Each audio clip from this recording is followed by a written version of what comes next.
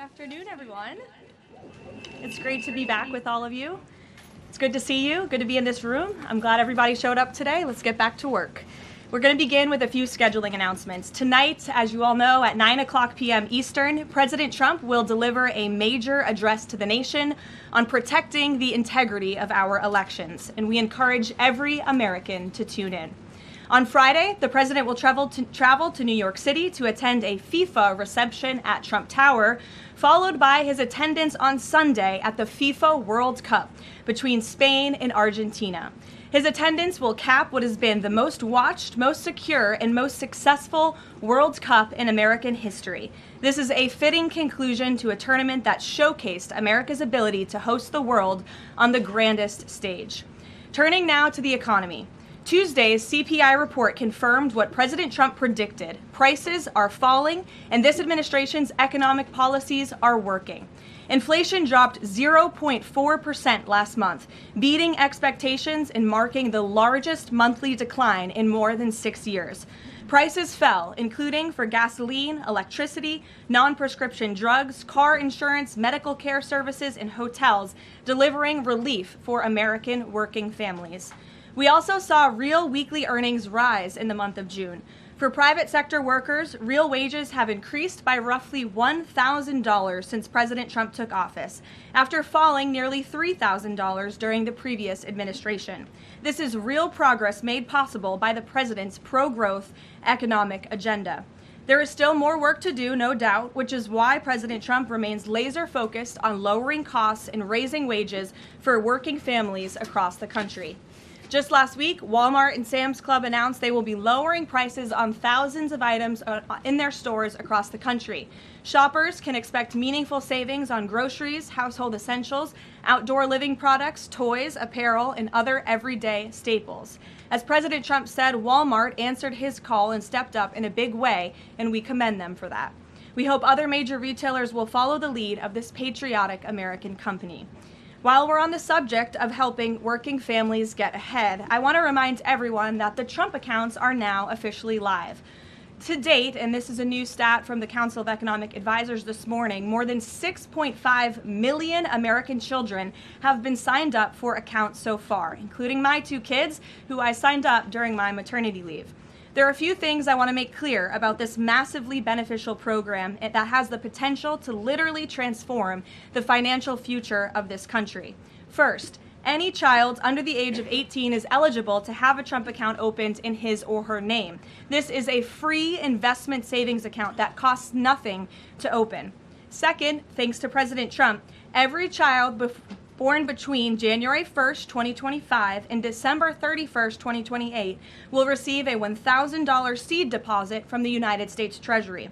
Third, parents, guardians, relatives, and friends can contribute up to $5,000 per year combined for each child.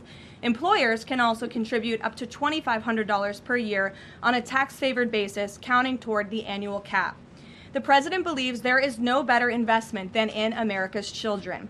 Government projections show that a child whose family maxes out contributions could see the account grow to nearly $300,000 by the time the child turns 18. This is, I think we can all agree, an enormously powerful head start toward the American dream. These funds can be used for college, starting a business, or purchasing a home. This is truly a transformational, nonpartisan program. So I encourage everyone listening with a child to establish a Trump account today for your child and tell everyone you know with children to do the same. The app is also incredibly inviting and easy to use for parents at home. Finally, let's turn to the border. Brand new numbers this week from the Department of Homeland Security and Customs and Border Protection confirm that for the 14th straight month, this administration has released 0 illegal aliens into the United States. Again, let me reiterate, the 14th straight month, not a single illegal criminal alien has been entered into our country, released into our country by this administration. Illegal crossings in June remained at historic lows, and southwest border apprehensions are down 94% compared to the same period under the Biden administration. These numbers speak for themselves. Thanks to President Trump's strong leadership and unwavering commitment to law enforcement, America has the most secure border we have ever had in our nation's history. The administration continues working to reverse the previous influx of millions of illegal aliens into our country by the Biden administration, and our law enforcement professionals, God bless them, are arresting criminal illegal aliens across the country, including those convicted of the most heinous and violent crimes. This past weekend alone, ICE arrested a Mexican national and gang member convicted of second-degree murder in California, a Dominican national convicted of aggravated manslaughter in New Jersey, a Saudi national convicted of indecent liberties with a child in North Carolina, a Mexican national convicted of continuous sexual abuse of a child in California, a Nicaraguan national convicted of second-degree child molestation in Rhode Island, and a Mexican national convicted of lewd acts with a child under 14 with force in California. These are egregious crimes, and again, I think we can all agree that none of you would want these individuals living in your communities, and you have this administration to thank that they are on their way back home. The American people delivered a decisive mandate to arrest and deport these dangerous criminals, and President Trump is wholeheartedly committed to delivering on that mandate every day. He will never waver in his duty to defend our homeland and protect the American people, and he has proven without a shadow of doubt that the chaos and the lawlessness that we saw every single day at the border and across our country under the Biden administration was a choice, and it is a choice this president has chosen not to make. While this work is far from finished, the border is secure, and deportations will continue. With that, I'll take your questions today. I look forward to doing so. I know there's a lot of news. We have two people in our new media seats today, Rachel Bade and Ben Black. Rachel, why don't you kick us off? Ben will give you a question, and then we'll get to the rest of all of you. Thanks, Rachel. Thanks, Caroline. Welcome back to the briefing room, and congrats on your baby. Thank you. Two questions, Sure. if I may. The first one, a fun one for your first day back. You now have two babies under 2 years old. I do. As someone who has a 4-year-old, I can only imagine how little you are sleeping right now. What is your one tip or secret to women who want to have it all, the kids and the hard-charging career? Well, thanks for the question, Rachel, and it is really good to be back with all of you. I don't think there is a secret. You just have to show up every day and keep going, and it really does take a village. Take the opportunity to shout out to my husband, who's home with our babies right now. I look forward to returning home later to be with them, but it's challenging. But for me, I view this as more than a job. I view this as public service on behalf of a president who I firmly believe in everything this administration is doing and really creating a better country for my children and their future, and I'm very grateful for that. Blessed to both be working in this job, but also to have two beautiful babies at home. And as you know, Rachel, and any mom in this room knows, there's nothing better than being a mother. So thanks for the question. Babies are the best. Okay, a question about tonight. There are a lot of Republicans in this town who very much support the SAVE Act and want to make sure, our elections are upheld, election integrity, top priority for them. But some of them are concerned that tonight's primetime address might focus on, elections of the past, relitigating them, rather than voter concerns of today. I'm wondering, can you tell us if the president tonight is going to talk about the economy? You just talked a lot about the economy and what we're seeing there. And what does the White House say to Republicans who are worried that election issues like this could actually turn off swing voters? Well, a few things. I would encourage everyone to tune in tonight. I've seen a lot of reporting and frankly misreporting about what the president will say. I think the American people will be relieved to hear what they are hearing from the President of the United States and his commitment to transparency and the focus on the integrity of our elections tonight. I think all Republicans and Democrats should recognize this should be a nonpartisan issue. If we don't have safe and secure elections in our country, we cannot have a country. It is a vital part of our democracy, of our constitutional republic. The president will be speaking about that tonight. And in addition, at the very same time, of course, he is working on all of these economic issues that the American people have at home. I just read to you the latest inflation numbers are looking good, the best report in 6 years. The president, Republicans and Democrats and all Americans have this president to thank for the largest tax cuts in American history, which every Democrat on Capitol Hill voted against. You have this president to thank for the Trump accounts for our children and securing the future of the American dream. So this president is doing a lot, but obviously safe and secure elections are a true tenet of our constitutional republic, and the president will be speaking about that tonight. Thank you. And Ben, please. Hey, so I'm from England. I've been following the World Cup all around, absolutely loving it. Unfortunately, we got knocked out last night, so I'd love to ask a sorry for favour. the loss. I'll skip over that. Tough day for you today. Yeah, it's all good though. But I want to know, so all these football fans coming to America, absolutely having a great time. I've had an amazing time. What do you want these football fans to take away from their time in America? Sure. Well, I'm so glad you enjoyed your experience here in our country, and sorry for the loss. We look forward to the final match on Sunday, and I know the president looks forward to attending, but I think the world saw that this president and this country is able to put on the greatest show in sports in the world. And we are a kind people, we are hardworking people, and we have the best country on the planet. And I know I've loved seeing the videos from foreigners from around the world who have traveled to the United States and have been quite surprised about how lovely and enjoyable the United States is. I don't think we get enough credit from the international media around the world, but we encourage everyone to come and experience America for themselves. So thanks for being here. I've absolutely loved it. And safe travels home. You're welcome. Caroline. Garrett, Caroline, welcome back. good to see you. Likewise. So did agree that this speech tonight is about elections past, not elections upcoming. The 2020 election has had dozens of recounts, lawsuits, audits. 2024 election widely believed to be safe and secure. There's not really any question about that. A lot of people look at this. Because it was too big to rig. Well, I think a lot of people look at this There's a and massive wonder, amount of votes for this president. That's why he's in the Oval Office right now. No one disputes that. And there were a significant amount of votes for Joe Biden, who won in 2020. I mean, I think the question is, why is the president unable to let this go?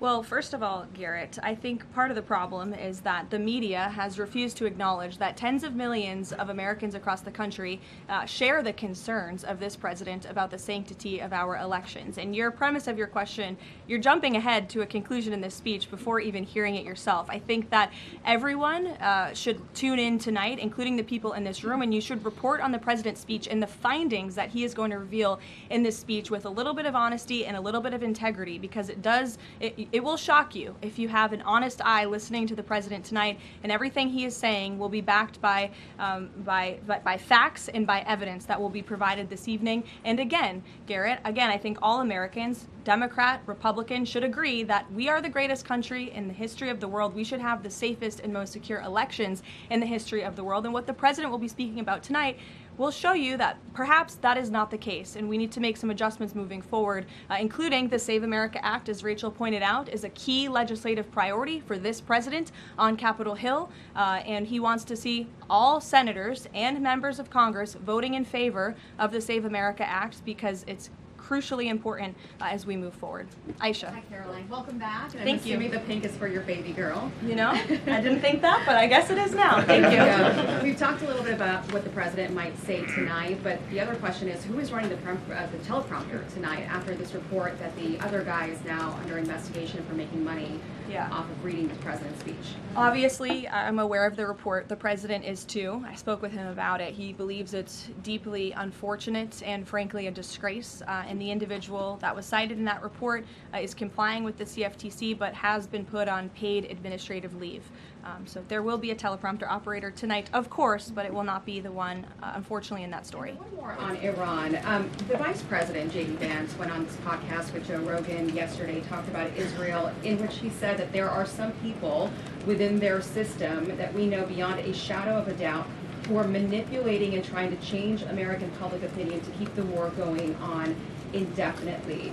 Does the president agree with that statement? I think the president would certainly agree that, yes, foreign countries certainly do try to persuade American public opinion. There's no doubt about that. I think it's just a basic fact.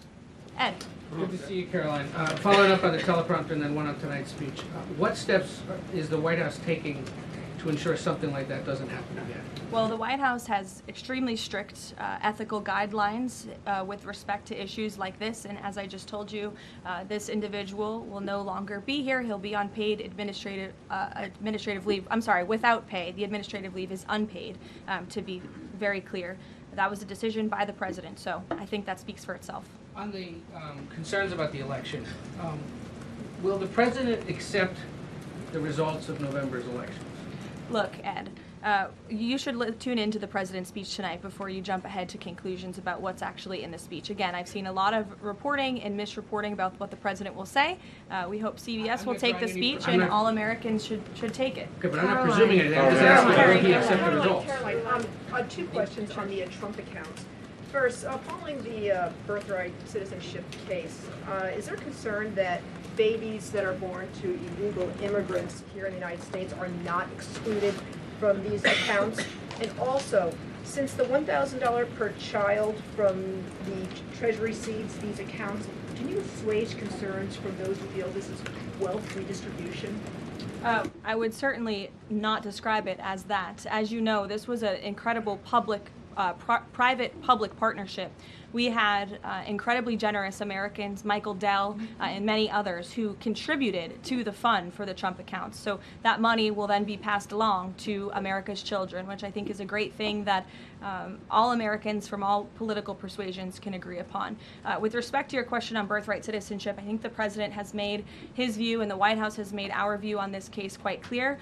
We're going to continue to move forward to work with Congress, hopefully in the future, to remedy this problem in our country and to ensure that we cannot have this scam continuing where you have foreigners from all around the world traveling to our country to give birth to babies who are then given the greatest privilege on the face of the planet, American citizenship. That's not how our founding fathers intended this country to work or to operate, and the administration is committed to finding solutions to remedy that. Do they have access to the Trump accounts, though? Those are children of those illegal aliens? That's not something I've discussed directly with the president, so I don't want to speak out of turn on that. As you know, Carrie, all American citizen children are able to access the Trump accounts as it stands right now. Sure, go ahead. Thank you very much, Mark Stone from Sky News. Can I switch to Iran, please? Sure. And specifically, the Manab school attack. 120 children dead, 26 of their teachers. A Sky News investigation released today points to all this being a tragic mistake by America, by the US military. So could you explain, please, why the president is repeatedly saying it wasn't America when he hasn't actually, he says also that he hasn't even seen the report? I can't speak to the Sky News investigation respectfully because I have not read it. All I can speak to is what the president has said as I speak on his behalf, and the investigation continues, and we would defer you to the Department of War for further questions on it. Do you mind following up, if I may? Sure. I just want to My understand. answer is not going to change. I just want to understand why he consistently says it wasn't us, we didn't do this, when all the evidence and indeed the preliminary report, and we've spoken to a military insider who says this was human error.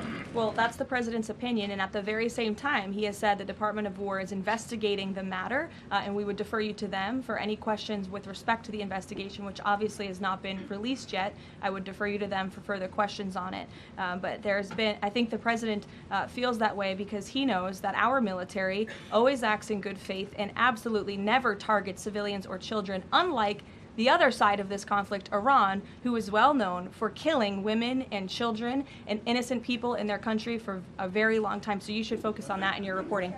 Danny. Thanks, Caroline. Welcome back. Another World Cup question, much as it pains me. President Trump had some harsh words for Spain at the NATO summit last week about their spending. Does that mean he's going to be supporting Argentina Sunday? Danny, it is a really good question, and I'm disappointed in myself for not asking the president before I came out here, knowing you would probably ask. I haven't talked to him about it, but we'll get you an answer on that. You're welcome to ask him yourself at some point before the game. I'm sure you'll see him, and I'm sure he'll have a fun answer for you on it. Sure, in the middle. Go ahead. Sure, Jasmine, go ahead. Thank you, Caroline. Welcome back. Thanks. Back on the teleprompter issue, Notice reported earlier this year that Kalshi was inaccessible on the Wi-Fi that journalists here at the White House have access to. Are staffers back in the West Wing and other parts of the EOB, et cetera, do they have access to Kalshi and Polymarket on their Wi-Fi? On our work computers? Yeah. Honestly, I've never tried, so I don't know. But I'm happy to go try and get you an answer on that. In the back, Reagan. Sure. I just wonder, Jasmine, go ahead, and then Reagan. Go. Are there any other White House staffers or people within the administration who are suspected of also placing bets on Kalshi or Polymarket or other things with some of this privileged information? Not to my knowledge, not that I've been made aware of. And as you saw, I think this played out exactly how it should. Kalshi notified the CFTC of suspicious activity. They investigated that, identified the individual, and he will now no longer be working at the White House. So I think that answers all the questions on this matter. Reagan. Caroline, I have a question for you on the Save America Act and Sure. Senator Graham, and then a quick question on Iran. Sure. Trump said in one of his final conversations with the late Senator Graham that he was talking about the Save America Act and that he felt like they were in a great position with it.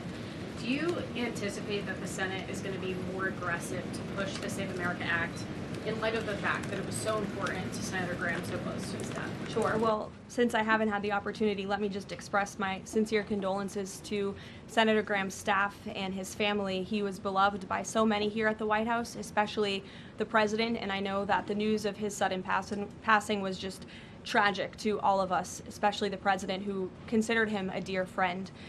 The Save America Act, as I said, Reagan, is of vital importance to this president, and he wants to see it move forward. I understand that Capitol Hill and Speaker Johnson are moving forward with attaching as many elements of the Save America Act as possible to the Budget Reconciliation 3.0. Here we go. The president is supportive of that process, and he hopes that Republicans will vote for this important piece of legislation. The Budget Reconciliation bill not only will address the Save America Act, but also ensure important aid for our farmers and our war fighters, which the president supports as well. Brian. Thank you, Caroline. Welcome back. Thank you. On the Kalshi situation, I have just a few questions on that. Sure. This individual has been accused of making trades around the president's speeches for months. I mean, this has been going on since at least earlier this year, maybe even before that. Did the White House counsel have any awareness that this was going on with this individual? And if not, No. so if no, then why not? Is there any sort of plan in place to try to figure this out, to see if anyone else is doing this, or to track future people from, see if they're making these types of bets in the White House? Any discussions around that? Look, there are very strict ethical guidelines here at the White House that explicitly state not to do this, and the White House counsel's office makes that clear to all of us who sign up to work in government on behalf of the president. So I think there has been a plan in place. This individual unfortunately violated the plan, and therefore he's paying the consequences for it. I don't know why there's further questions I on just want to follow on this, but then doesn't that leave open the possibility, even though there are the rules, I mean, there's no disputing there are strict rules on this, but if there are no mechanisms in place, and then I'm not saying that there are, there should and should not be, but if there are none in place to try to track this happening inside the White House and inside the executive branch of the government, doesn't that leave it open a possibility for this to keep happening or happening again, and these result in people making bets like this inside the administration? Again, there are very strict ethical requirements required by all staffers and officials here at the White House, and if they are violated, people will pay consequences for that, as you're seeing with this case. Libby. Thank you. I have a question about Senator McConnell, but first on Iran. President Trump has now greenlit strikes on Iran for nearly every day this week. Does the White House describe negotiations more at a standstill or essentially completely over? Well, I've spoken with the president about this as recently as an hour ago. Iran very much continues to talk to the United States of America and express that they want to make a deal with us because they are suffering devastating blows on behalf of our United States military. The reason, and this is important for the American people to understand, the reason for the recent strikes over the course of the last several days is because Iran violated the Memorandum of Understanding that we struck with them. Specifically, in the Memorandum of Understanding that they signed, they were not to fire on commercial vessels moving through the Strait of Hormuz. And unfortunately, they have made the tragic decision for them to do that. And President Trump is not going to sit by and allow these active acts of terrorism to take place in the Strait without ensuring Iran pays consequences for that, and that's what we are witnessing right now. Spoke to him about this within the last hour. I mean, does he essentially seem fed up with these negotiations? And can you explain why the American people should think that a deal with Iran would even be worthwhile at this point, given the fact that they broke it already?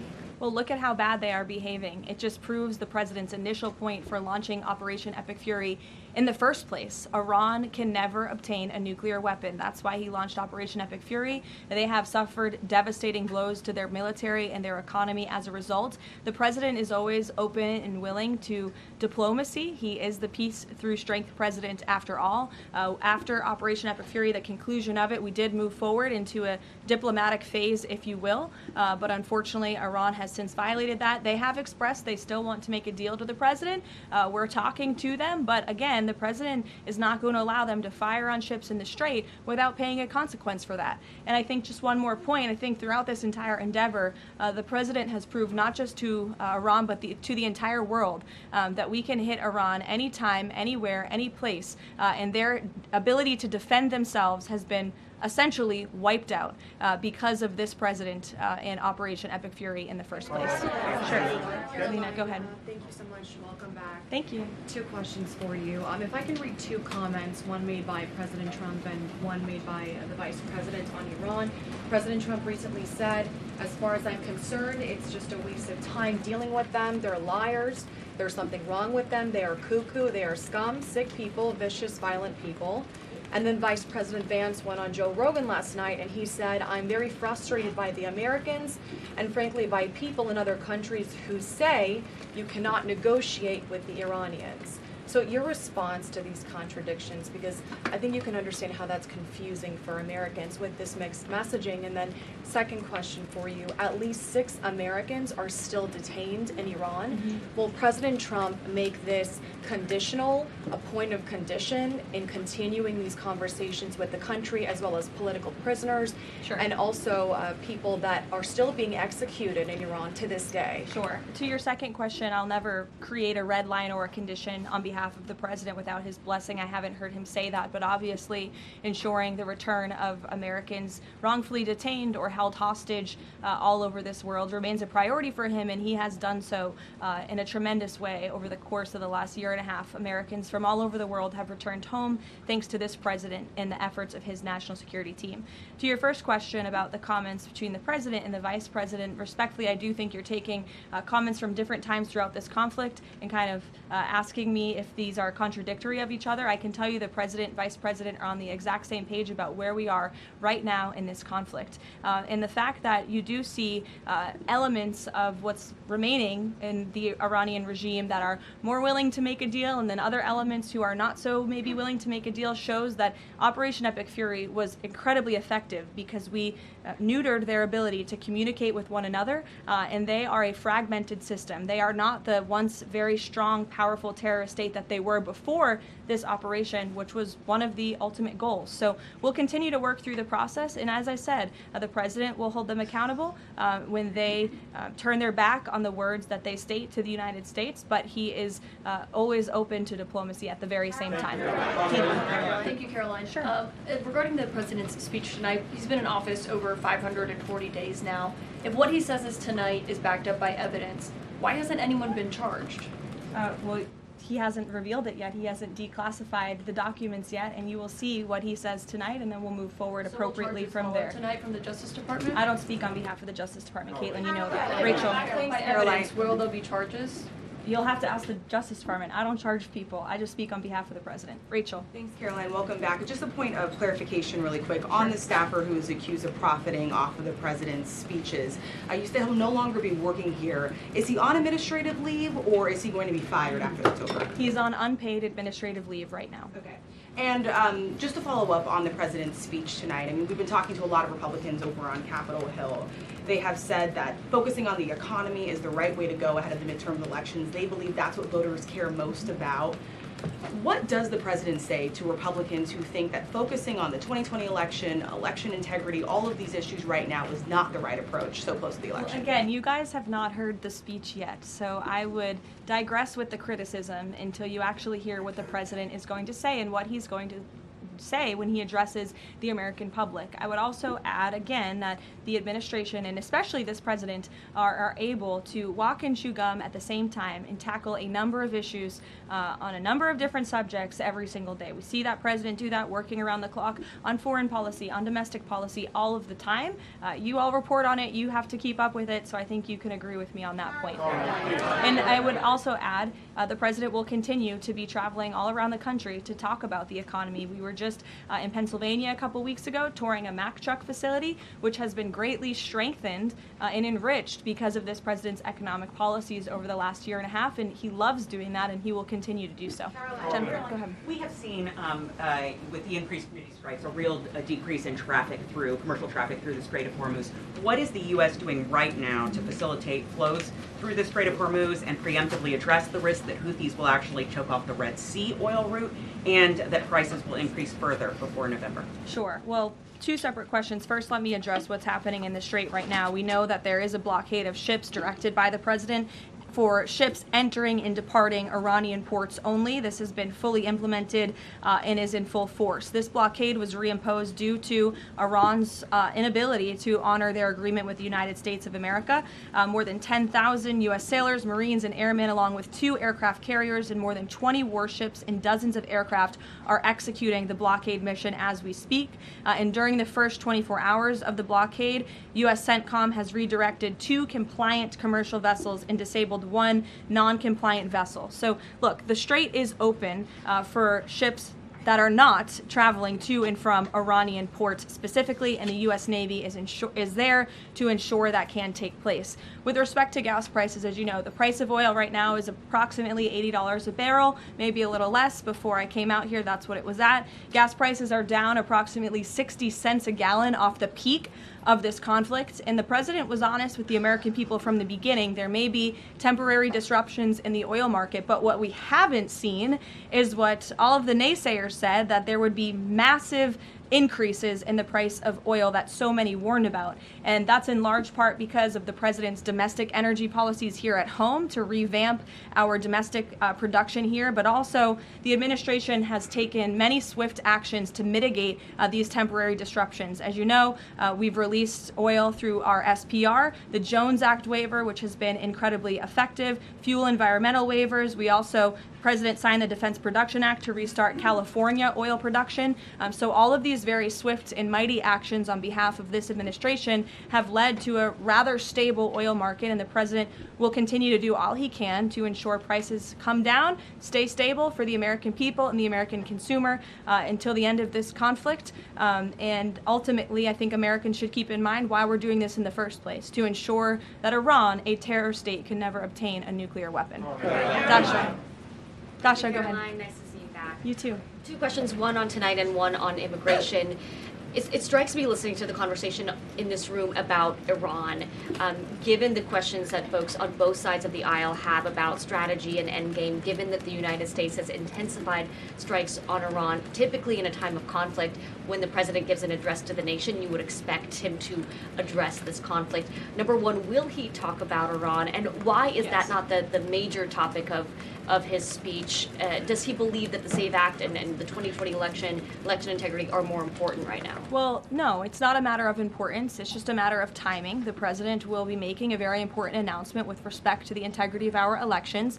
However, it is also very possible at the top of the speech he will mention the current situation with Iran and also the economy as well. As you all know, President Trump is a man of his own word, and he sometimes is thinking about these things up until he walks out. But we have had conversations about him addressing a range of topics, and that could very well be possible tonight. Again, this is all more reason for all of you to carry the speech live and for the American people to tune in tonight so they can hear directly from the the president and draw their own conclusions. Karoline, go ahead. Immigration. Karoline, sorry, I just wanted to add the immigration question real quick. Sure, Karoline, go ahead. Sorry. 3 men were killed in ICE encounters in less than a week. As a result, DHS announced that it would end vehicle stops, and then President Trump urged them to change their position. Can you confirm whether vehicle stops are back on, and is the administration doing anything more to prevent these kinds of deaths, maybe accelerating distribution of body cameras which weren't present in this case? So a couple of things. Vehicle stops are continuing. Verbal guidance has been given to all field offices across the country by the Department of Homeland Security. The President and the Secretary of Homeland Security are on the same page that vehicle stops are a necessary tool that ICE agents need in order to continue continue their deportation campaign of the worst illegal alien criminals from our country. With respect to body cameras, I know there's been some questions about that in recent days. Over half of all ICE field offices now do have body cameras, and the remainder of the field offices are expected within 60 days. It's been a slower rollout than we would have hoped, but that's because of the Democrats' decision to shut down DHS for several weeks. So we expect to fully execute on the promise of body cams to all field offices across the country very soon. Karen. On the parasite outbreak related to Yes. produce, can you give an update on the administration's response to this? Are there federal officials on the ground in the hardest hit states right now doing any testing of production facilities or farms to try to figure out where this outbreak has started? Sure.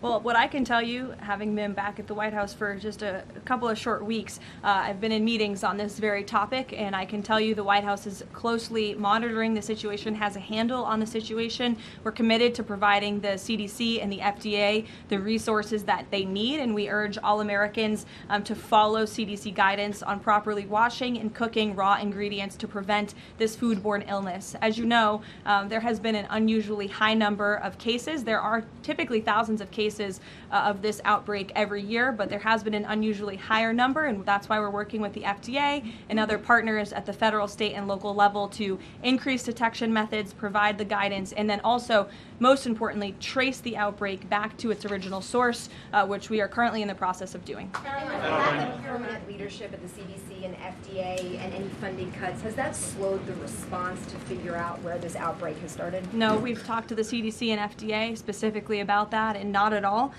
They have the resources they need to make sure that Americans are fully informed and protected from this illness during this time.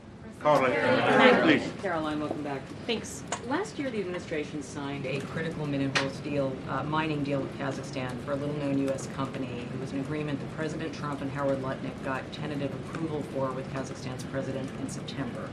6 days before the deal was signed, which was in November, the president's older sons with other partners took a 20% investment in a company related to the deal. What did the president know about his son's involvement in this arrangement, and when did he find out about it? From my understanding, Maggie, nothing. I've spoken to the president and his family about this. They would absolutely never do anything that would put the president in a place of a conflict of interest. And we have timelines to give you and to provide you, which we did to the news media at the time when this story broke, to prove that very point that I just made. Sorry, just 1 second. So the president did not learn about it until it was in the media? That was when he found out? That's my understanding of the matter, yes. Caroline, Go ahead. Thank you very Carrie, I'll much. go to you after. Just Thank you. Sure. Thank you. Go ahead. Me? Okay. Why don't we just... Okay, thank you very much, Mr. Curtis. Starting in the very, back. very welcome back. Okay. Thank you. Yesterday, Iran launched a drone attack against U.S. facilities in Erbil, threatening American personnel and the Kurdistan region, one of the American closest partners in the Middle East. What is your message to those responsible? And are you staying with your loyal ally in the Middle East and at least helping them to defend itself? Who launched the attack? You're saying Iran, Yes, Kurdistan of course. region. Well, I think I've addressed that previously in saying that Iran has unfortunately shown to violate the word that they struck with the President of the United States. They're paying consequences for that in the strikes that the President has authorized in the recent days. Thank you, Caroline. You were with the President in Ankara for the NATO summit, and there Ukraine was one of I was not, actually. Oh, you were not. Okay, yeah, but the issue of Ukraine was one of the most important topics there, and the situation is escalating between the two sides in these days, but there are still efforts. Can you give us more information about where we are and how the local power breakers, including Turkey, are involving in order to solve the problem? Sure, I'll check with the National Security Council and get back to you on that with more specific guidance. What I can tell you is I know the President greatly enjoyed his visit to Turkey, and not just his participation in the NATO summit, where he applauded the United States for getting our NATO allies to step up and pay their fair share for our defense, but also he greatly enjoyed his time with President Erdogan in Turkey and appreciates the bilateral relationship between our two countries. Kara. Caroline, welcome back. Thanks. Contrary to what the mainstream media is reporting, Americans that I speak to care deeply about election integrity. This is true. Why do you think the mainstream mainstream media is so fearful of tonight's speech and anything to do with election interference? And why are they attempting to discredit President Trump's speech before they've even heard it? And lastly, what's your message to AOC, who is asking for President Trump, the mainstream media, to actually censor the sitting president's speech tonight? Yeah, I think that the mainstream media should air the president's speech and allow the American people to draw their own conclusions from it. Again, I think it's important that the American public hears directly from the President of the United States on a topic that, to your point, is very near and dear to the hearts of many Americans across the country, the integrity of our elections. This should be a nonpartisan, non-controversial issue, and I think you'll hear the President talk about that tonight. So we'll see you then. Thank you. He was telling the President that he wanted